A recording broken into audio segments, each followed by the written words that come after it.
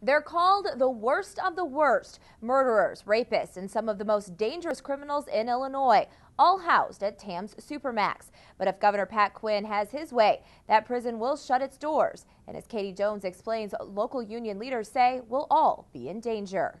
Governor Quinn announced the closures of several state correctional facilities earlier this year in an effort to slash spending. But after countless pleas by Ask Me, a judge decided to halt inmate transfers so the union could have a say in the process. And some Quad City area convicts are begging for TAMs to stay open. I am severely mentally ill. I am a sociopath. I have skinned someone while they were alive because he annoyed me.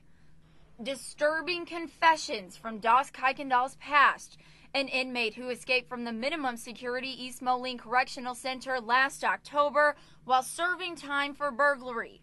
He escaped our facility, which tells you he had no business at East Moline in the first place. Ask Me Local 46 President Greg Johnson says Kuykendall was taken to TAMS after his capture. He wrote the letter as a testimonial read in a state hearing about the Supermax closing. Kuykendall has since been moved to Pontiac Maximum Security Prison. A kind of musical chairs for inmates, Johnson says, shouldn't happen. I think it probably really puts a face on what I've been saying for months and what we've been saying for months, that the DOC is not properly screening inmates when they're transferring them from facility to facility. Different inmate, similar story.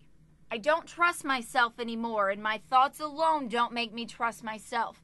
I need to be in TAMS for the safety of others and safety of myself from others. This letter, written by John Spires, a former TAMS inmate convicted of sexually assaulting a Dixon prison worker for more than 24 hours straight.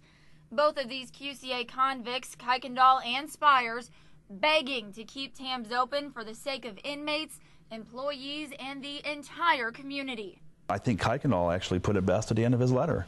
He said, keep in mind, since they've opened TAMS, there have been 0 staff murders in the Department of Corrections. He said 5 years from now, can you say that's going to be the same if you close TAMS?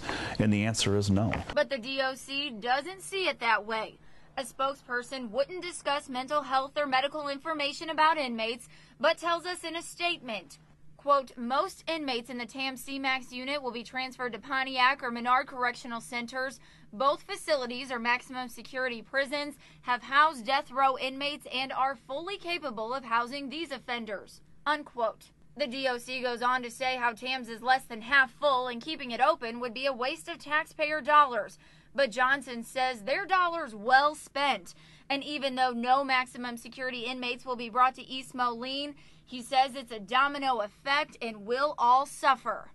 Without the death penalty, TAMS is the only place we have to isolate and punish people doing natural life for creating these inhumanities to other people.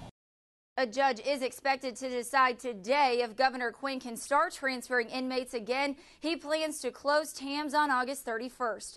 Katie Jones, CBS 4 News this morning.